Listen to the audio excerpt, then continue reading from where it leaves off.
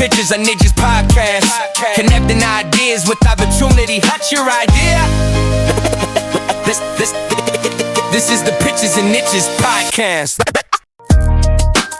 Welcome to the Pitches and Niches podcast. I am your host, Trent Kiefer. And I'm Aidan Pepitone, and we're so excited for you guys to join us on our very first episode. And let's just be real. No one really listens to pilot episodes at all. But man, this is an idea that we've had for a very long time. Very excited to start this project. I don't know about you, but I'm really excited. Yeah, I'm really excited. I think this is just an opportunity to kind of just this vision that you came to me with, and kind of just flourished. And it kind of like came from a lot of like our backgrounds and stuff. But I'm really excited. Why don't you just tell them kind of briefly what our idea is, and then we can jump into it. Yeah. So this is, anytime I tell anyone about what this podcast is going to be, they're like, oh, it's sort of like Shark Tank. And it's sort of a variation of what Shark Tank is. You know, there are a lot of startups out there in the world, a lot of startups in the US, a lot of entrepreneurs in the world. And it's something that I've always been fascinated with. I know it's something that you've always been fascinated with. And I thought it would be great to just create a podcast, an outlet for people who have a startup, they have an idea, they have a dream, or for those that are professionals in their niche to come on the show and share what they're building. Yeah. And not only share what they're building, but also give an opportunity for those who are listening to be able to eventually invest, or they're able to donate and support the cause that these entrepreneurs are building, these dreams that they're building, and make them become a reality, because we live in the greatest country in the entire world. I mean, hands down, we live in the greatest country in the entire world. And this country is ran by hardworking Americans, and it's ran by small businesses. The small business is the backbone of America. And whatever we can do to help connect, well, our slogan is connecting vision with opportunity. And whatever we can do to help connect people's visions and ideas with opportunity, we're going to do it.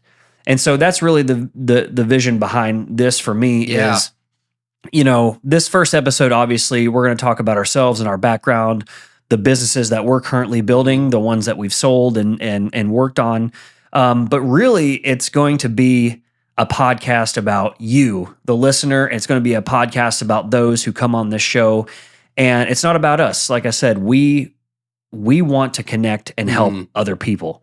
And that is what this show is going to be about. Yeah, and I think something that like we've like kind of experienced in our lives is like we've been called the connectors. And like that's something that I've really like loved, because there's so many times that people have an idea, they have a vision, and they don't know the right people or the right steps to take. I know I've been in that situation many times where it's like, oh, I have this great idea, and like I think it could work like this, and it's like, but what's the first step? Who's the first person I talk to? Yeah, you know. And I think this podcast is going to be a great opportunity to connect the right people to the right people. Right? I think there's people out there too that are, you know, more in like a mentor role or the niche role of listening and saying, hey, I can help that person.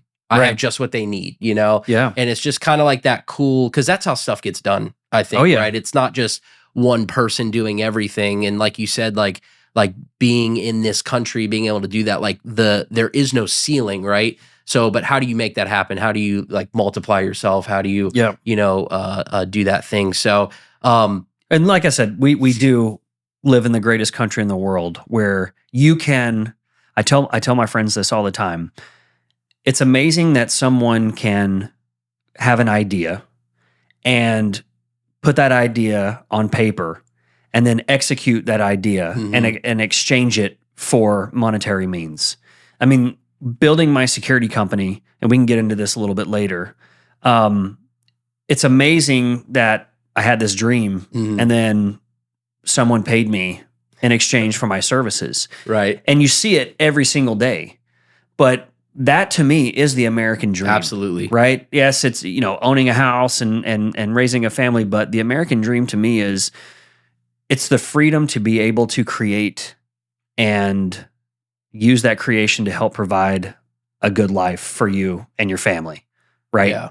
And you're also creating, a great life for other people too with product that you're making or selling or service that you're selling. Yeah, exactly. That's the beauty of these small businesses and why we support small business. We support veteran-owned businesses. We support, the single mom that's out there that's trying to make a life for her kids, or the single dad out there, because not only are we helping them out, but when these businesses succeed, they're also creating opportunity for other people as well. Because not everybody is driven to be an entrepreneur. Yeah. Right? Not everybody is driven to go out and be a punching bag and take rejection, because it's hard. It is hard to go out and to build a business. I think right now, mergers and acquisitions, like buying businesses, is one of the fastest growing things. I think it's one of the greatest things that you can do in order to build wealth and generational wealth. But I've also been at the bottom where I've had to start companies. A lot of people that I look up to, my mentors, they've started companies, and it's hard to go out and actually build from the ground up. But we're here to support, and we're here to give a platform for those people who have a niche that want to come on a pitch. They can come on and pitch their idea and a niche for people that are in, because we're friends, we have connections with a lot of people. They have built these $100 million companies. Yeah.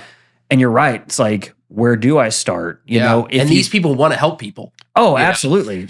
And that's the thing. When you get to a certain status, I feel like in business, like it's time to share the, not share the wealth, I guess, but share the wealth. Like, not redistribution of wealth, but like to share your knowledge, man, because I don't know, knowledge is power, right? Yeah, absolutely. And I think people get to a point where they get to a level where they're like, okay, I'm ready to like almost be a mentor or be somebody who like pours into people. And that's kind of like our second part of the show, right? The niches part. But I've always kind of like thought that about like relationships too. Like I think, there's 3 levels of relationships. There's people that are pouring into us, and then people that we're doing life with, that's like our peers, and then people we're pouring into too. Yeah. So hopefully like being poured into, you can then go and help other people too. And it kind of it's a win-win thing. And that's like my favorite style of business too. Yeah. I've been around people in business that, they don't care if they screw somebody over and, just to make a little more money. But there is a way to have business where kind of everybody wins. You know? And everybody kind of like feels some of that. Not like what we were saying with like redistribution of wealth, but like kind of like a win-win, like contract and stuff like that, where it can just be a great thing for everybody. So, And I think at the end of the day as well, it's about relationships, right? Building relationships. We said in the beginning, we are connectors. We want to connect. And what does that look like? Like if I know someone that can get you from point B to C or C to D, even though you've laid the groundwork at A, like I want to be able to help you. And eventually you help someone else that can do the same thing. But I also think it's pretty cool that we have, when people come on this show, and we can get into this a little bit later, we're going to have an outlet for people when they come on this show and they pitch their ideas. We're going to give them a space on our website that, explains who they are, tells their bio, and it's going to have a link for people that are listening. If they believe in, their product, they can donate to it. Yeah, they can absolutely. support it with, financially. I know we have one of our first guests that's coming on. I don't want to give too much, info on him, but he has a really awesome technology where it's, he's building these drones with this ground penetrating technology that goes out to these third world countries, and it scans the landscape for unexploded ordnances. So it's humanitarian missions. And it's a really awesome project. And I know right now they're trying to raise some money to continue to go into these countries like Egypt, and trying to go all the way into Africa and the countries that are in Africa, East Asia. And these are the type of people that we want to have on the show so we can help, push their ideas and help people. Yeah, absolutely. Help people. I think That's that's a great thing. So we're going to get into a little bit about how the show works a little later. But first, I kind of wanted to just kind of talk about ourselves, kind of introduce like who we are and like where we've come from and like kind of why this is like a huge passion for us. So I don't know if you want to go first, Trent, and kind of just tell us like where you've been, kind of the stuff you've done and what's brought you to this moment right here, right now. Yeah. I've been all over. Born and raised in a small town in North Carolina. Had a great upbringing. My grandfather built a mobile home business and was really successful. To this day, still runs this same mobile home business, Oh, that's believe it or awesome. not. It's been over 40 years that he's ran this thing. And it was just it provided a really good life for us, we were pretty, I don't want to say we were like filthy rich, but we were well off, like we did learn work ethic, every summer. I was out working underneath these houses and early mornings and late evenings, and really learned the value of a dollar, really learning the value. My grandpa was always, I call him Pap. That's my papaw. But he really taught me the difference between your wants and your needs, right? And I learned that at a really young age, and I feel like that has helped me so much in my life because now you see so many people in this world.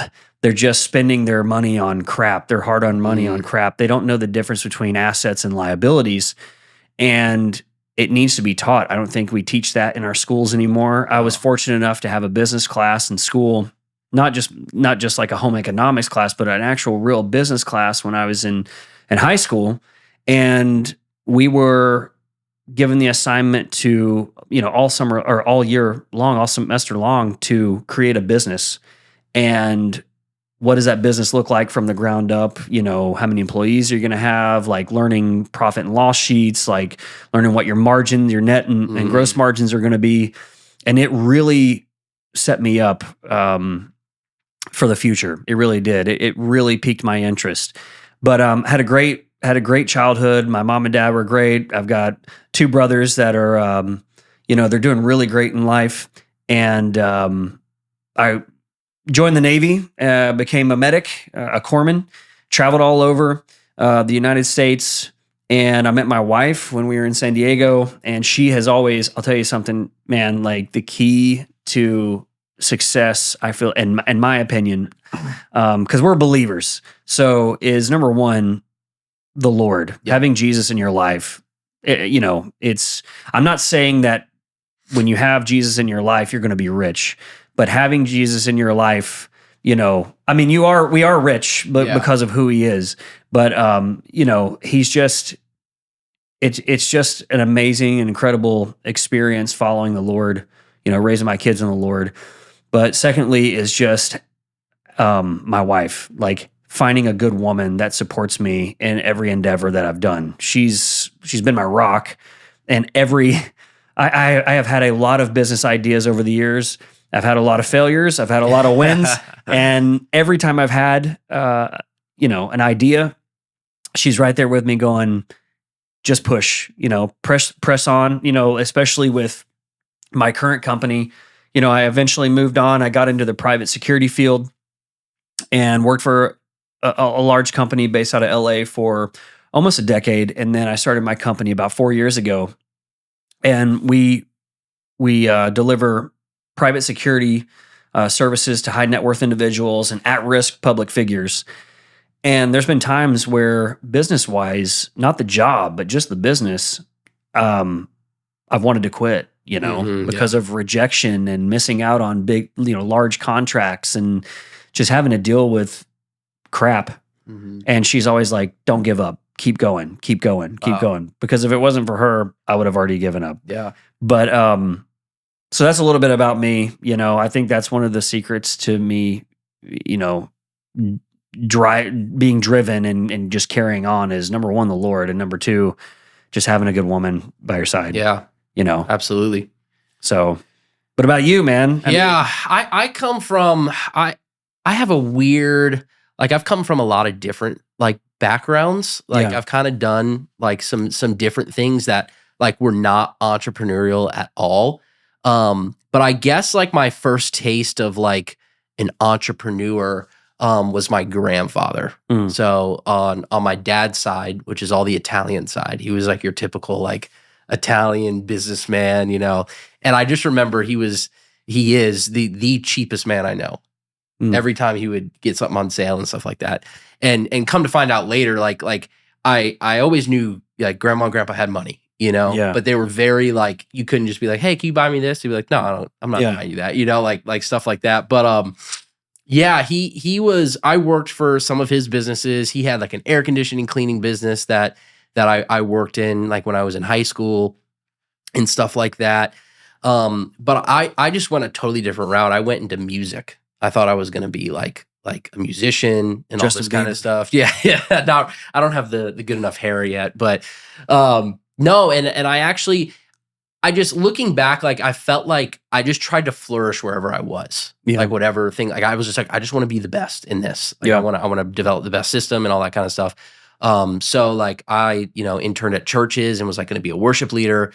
But during that time, I really found that like I was very, very analytical. I was very analytical. I was very like almost like OCD. Yeah. And I found myself more in like the production field, like running like audio, visual, lighting and stuff like that. Just because like the way my brain worked. And I loved working with people who were creative because they can like come up with the ideas and stuff. And I was the person who's like, I know how I'm going to get that done. Like I know the system in place that I'm going to put in to like kind of do that. So that was kind of like early development of like, I really feel like I'm a systems person. Yeah. Like I love. And you need a good system in order to be successful. Absolutely. In your business. Absolutely. Like you really do. If you don't have a systems person or if you're not creating systems, I know it sounds so boring. Like if my wife were sitting here listening to this, she'd be like, I've got to turn this off. But I'm telling you, if you are not building some sort of system, whether it's like a hiring system, like we're talking about where you're at right now, you're needing to hire someone for growth and absolutely. Sales side. I mean, I take a lot from I love Donald Miller.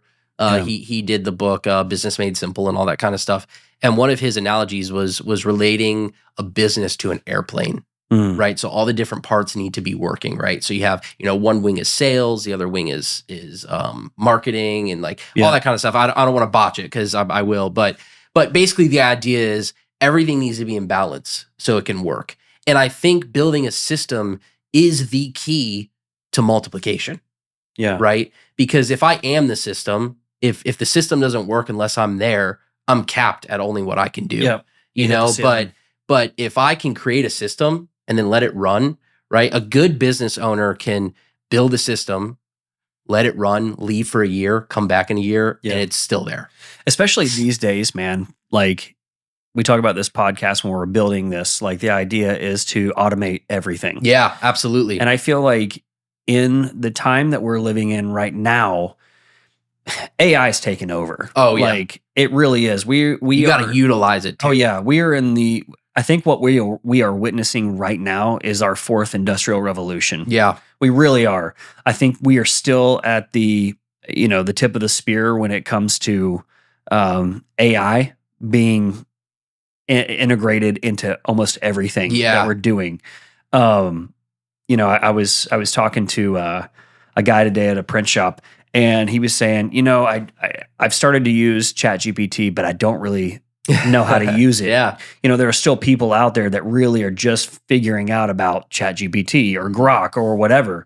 And so, I think as time goes on, in order to integrate these, in order to create these systems, people are going to have to integrate AI technology into their business. It was the same thing like when the computer came out.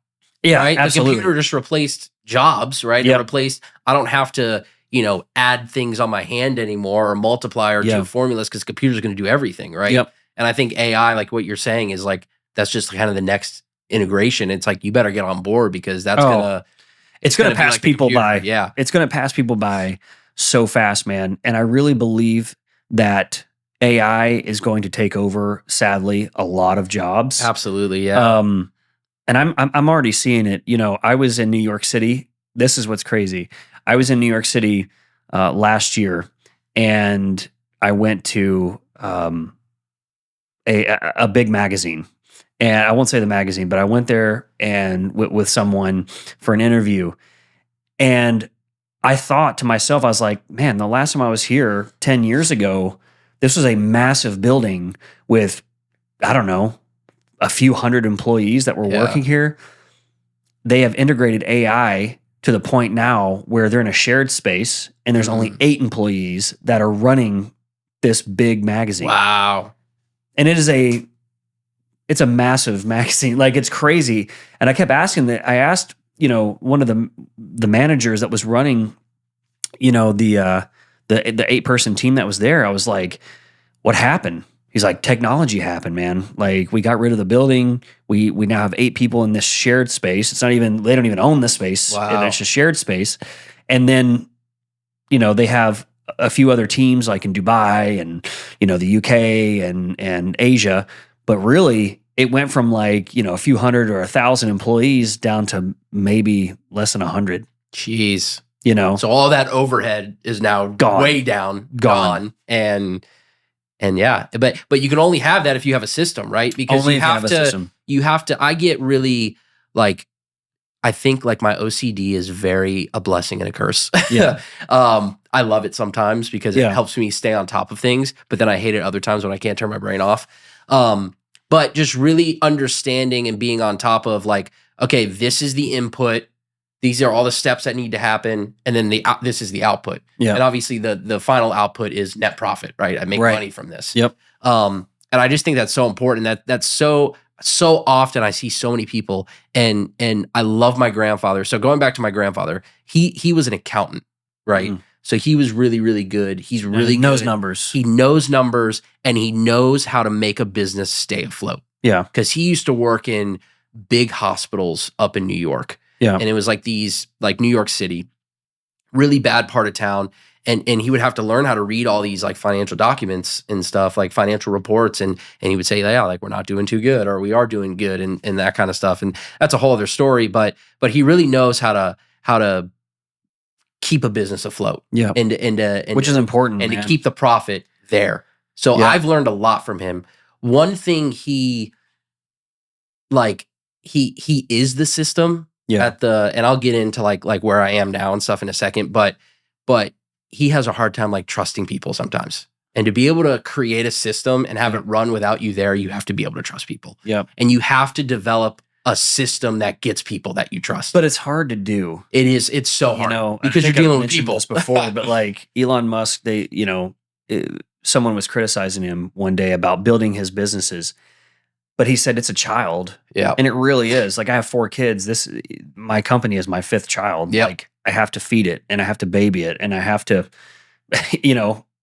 figure out how is it going to grow and Until I've it gotta comes to provide for maturity, it. yeah. Heck yeah. Yep. And I feel like that's the way maybe your grandpa sees it, the way you see it. This is a child that Yep. we're having to hold its hand until it's, because when it comes to kids, I mean, you can't leave them on their own. Absolutely. They're not autonomous, Nope. right? But then it gets to a certain age, you're like, okay, now I can leave you home alone, and you're not going to burn the house down. It's I'm the going to same come thing. back and make sure you're okay. And, Yeah, totally, you man. know, and then there's a day I think you get to where it's like, okay, you're ready to Yep. do your own thing. And that's why I think I think that's where a lot of people give up to is in that startup phase. Oh, yeah. You know, that's the number one area, because it would be easy to just, get a company and it's already running and it's like, all right, I just let it run. I let it do Yep. its thing. But yeah, that intro part. So And when you talk about keeping a business afloat, I'm going to tell you this real quick too. Like, I've started to look into buying other companies. yeah, And right now I'm in the process of one. But I also have been talking to a broker about another company, and the numbers looked great, but then come to find out they filed for bankruptcy. And the reason, I asked the guy, I'm like, why did they file for bankruptcy? And it was because they kept spending so much money on advertising and getting the clients, but they spent too much and were getting too excited. Like, so they oh, we've couldn't got do the the back client. end. They couldn't do it, man. Yep. And that's where that balance needs to be there, right? I don't know. They're probably $3 or $4 million in debt because of that. Yeah. So that's like an airplane having one wing. Oh yeah. You're only gonna get so far. Then It's no plan. There's no plan at all. Yeah. It's no system at all. It's just go, Yeah. and you can't do that. So one of the things I want to ask is, I want you to tell everyone is, what is your business? What do you do? Yeah. So I was going into that saying like, I'm a very much like an operations person. Yeah. And I think like if you own a business, you don't have to be the CEO. Yeah. I think if you're an operations person, you hire a CEO that knows how to do that job well, right? One of the biggest things that I've heard is one thing I did growing up was I always wanted to surround myself with people that knew more than me. Yep. Right. That was always put me in environments where I was always learning. But in a business, like you don't have to be the know-it-all, right? Right. You have to be the one that runs it, obviously, but you need to get a guy that knows about sales more than you if you're not a salesman, right? And I think you need to be humbled, or Yes. you need to be humble enough to admit when you're like, I need this. Absolutely. Because I've had business partners in the past where I'm like, hey, I need to change your title just because there's someone that can come on here that can do what you do, but way better. Yep. And it's nothing personal, but if we're going to keep the company afloat, this is what we have to do. And you got to get pride out of the way, because I think that's the biggest thing that keeps people there is the pride. Like, well, no, I need to one that knows the most, and those A bosses hire B and C people. Yes. Because I think A+ bosses hire A+ people. Right. People that know more than you, so they can run that. And you obviously have an eye on everything, but anyway, that gets me into, so my grandfather has a company that he started back in 2012 called Old Florida Gourmet Products. And delicious. It started as a tortilla chip. Yeah. With a special seasoning on it. And is it secret seasoning? It is a secret seasoning. Yeah, I'm not allowed to say the formula, but you guys have it in like a safety deposit box? It's in a little bottle rolled up like piece of paper. Is it really? No.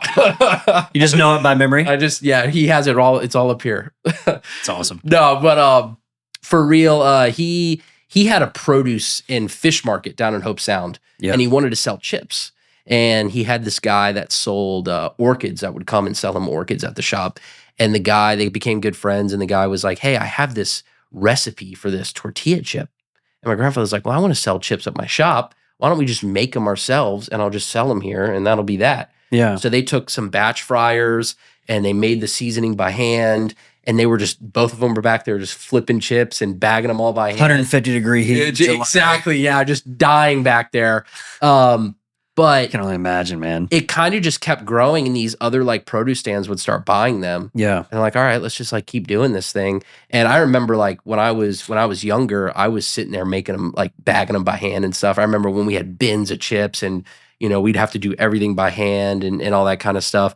And it just kept growing and growing and growing into this thing where they eventually like had to get co-packers. Like we're too big now. We have to get a factory to make these. Yeah. And my grandfather's approach is to grow horizontally instead of vertically. Yeah. Which I think both are good, right? Yep. So vertically is like you have one product and you just pour everything to make that the best product ever.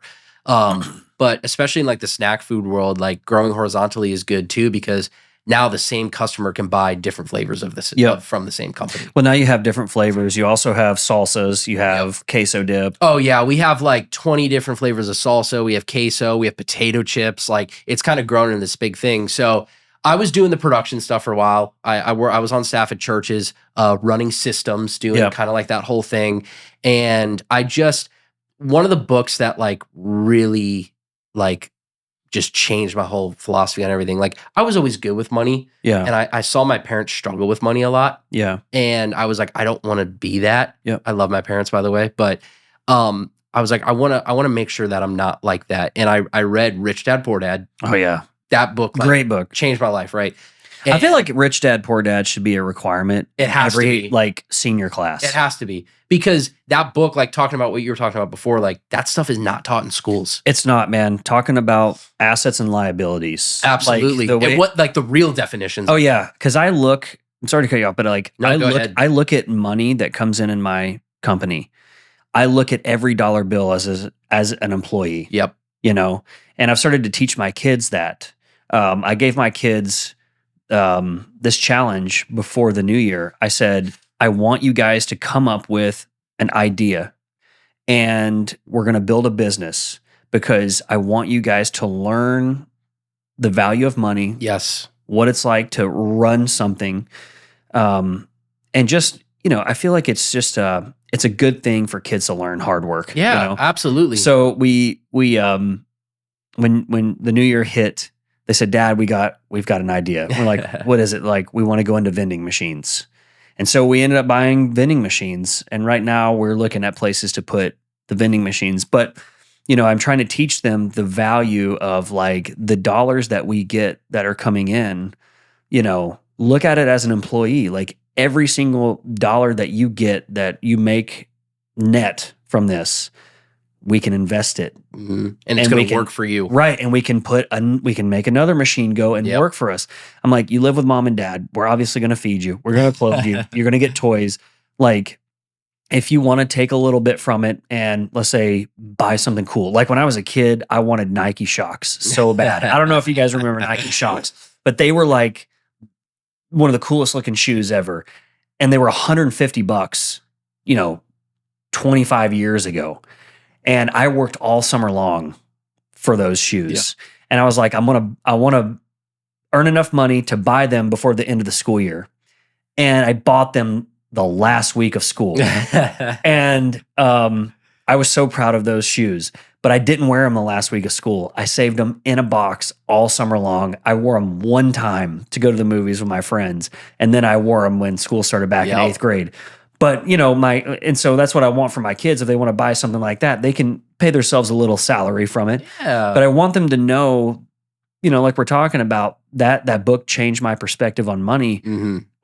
You need to put your dollars to work for Absolutely. For you don't work for your dollars. Your dollars work for you. Yeah. And that was like one of the things that it said, and I know you've said it a lot and you're probably hearing a lot on this podcast, but like the ceiling of just working hard, of being an employee, like you can always cap out. It's like, if I'm working 95% of my capacity and I'm making X amount of dollars, if I want 50% more money and I'm trying to equate that to 50% more work, that doesn't work. Like that it doesn't work like that. So just that whole idea, but yeah, that book like changed my life and it changed my perspective on everything and just like how it works and all that kind of stuff. So I started like getting these ideas in my head, and one of my biggest passions, and I won't like get into it, but like I dealt with like I guess it's kind of like a brain injury. Like it's not like a traumatic brain injury, but like I like my brain has like a hard time like processing like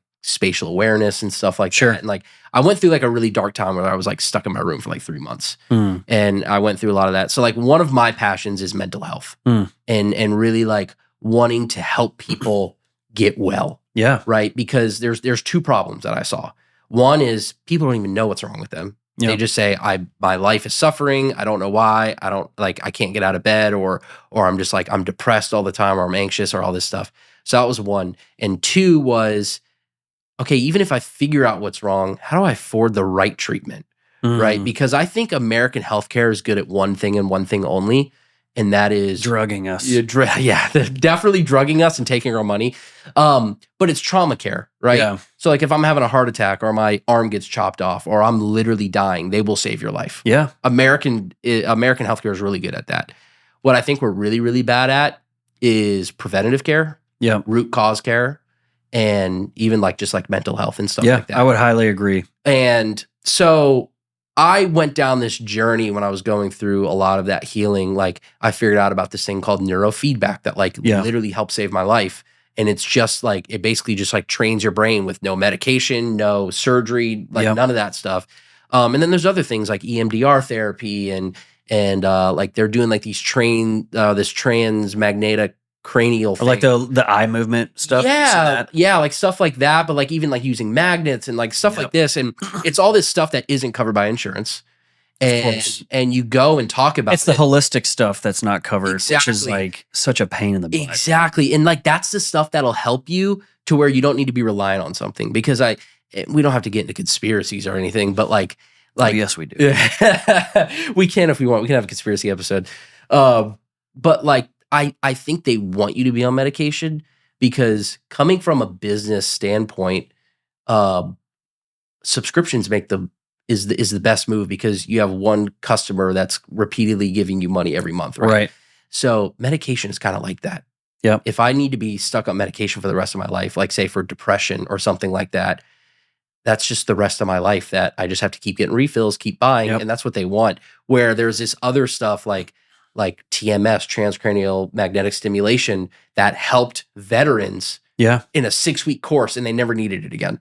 Yeah, that's what I see. I see a problem in our healthcare where they want to keep you on as long as possible. Absolutely, Right. Because that's where the most But money like, comes from. the goal should be to get you off Exactly. the medications, Exactly. to get you off the treatments, right? Yeah.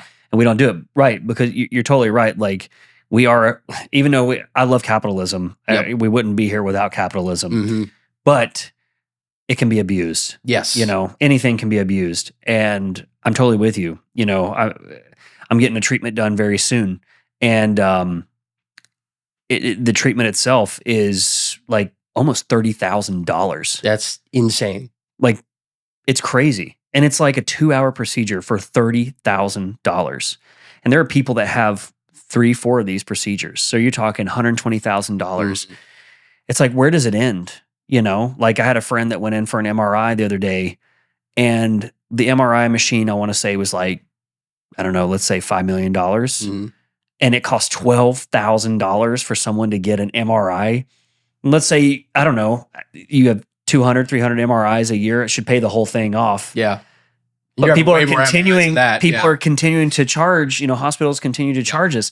So, you know, when it comes to, you know, what you're passionate about and what you want to do eventually and help out, I think it's a great thing, man. And, you know, for those of you that are listening that are advocates for mental health and looking at furthering, you know, education and treatments, man, we'll create a link. And if you feel like supporting Aidan and his walk here and that vision of his, do it. Yeah. You know? Yeah. So the vision is to help those people, but I was like, how am I going to help these people, right? And it's like, you can't rely on the government because insurance isn't going to cover any of this Nope. stuff.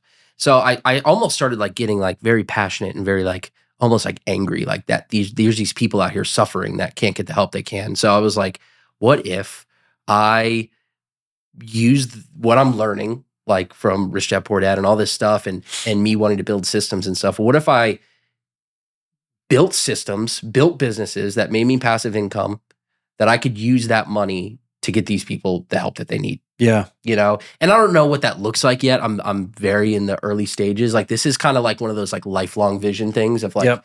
you know, let me see. So I started like praying about that, and I started really just like focusing on that. And I was still in production at this time. We were actually on staff together at the same place, and we It's a story for another that's a day. story for another day. But I was starting to get very passionate. I was starting to get very burnt out in the production field. I was just like it was just long hours. It was a lot of work and just a lot of different things. And Underappreciated. yeah, overworked. because you know you're behind the scenes and you know people just expect like, oh, just get this done, you know, or Yep. whatever.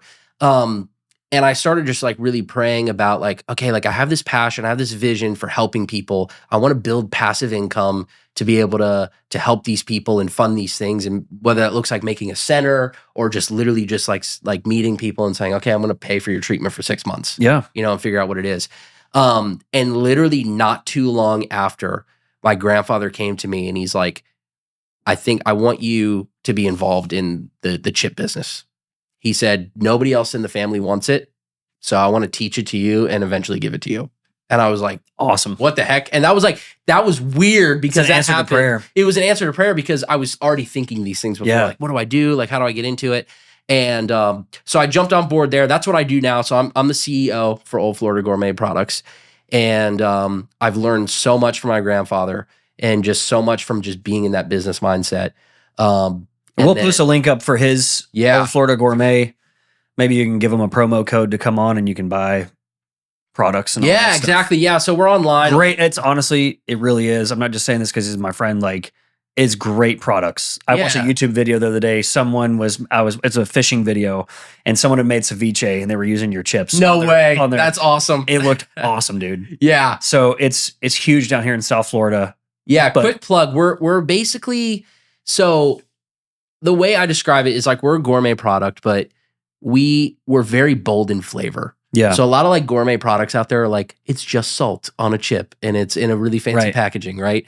And then you have like the other end where it's like Doritos and it's like, it stains everything orange and Yeah. like every like chemical is in it and stuff like that. So it's like, how can we bridge that gap to like, you have good organic yeah, it's seasonings. a clean chip. Like, Yeah, it's a clean chip. We don't put any artificial stuff in it. Like there's none of that crap in it. yeah. And it's just really packed with flavor. Yeah. So a lot of people are like, dude, I love the seasoning on this thing. Yep. And you know, that's our original formula. And then we made a lime, a spicy, Yep. garlic parmesan. Like we have all kinds of stuff. So. You guys were in Papa Quan's down the street. Yep. Yeah. And I used to love their street corn with the chips. Yeah. It's awesome, man. It's good. I know people that eat the chips just by themselves. Like they don't even eat dip. Oh, yeah. Because they're just so like flavorful and stuff. But I think it's a great business, and I think it's going to continue to grow, man. So Yeah. whatever we can do to help you, it's going to be great. absolutely, dude. Going on like so how the show works is it's kind of broken up into pitches and niches, right? Yep. So like the pitches side is we're gonna have people on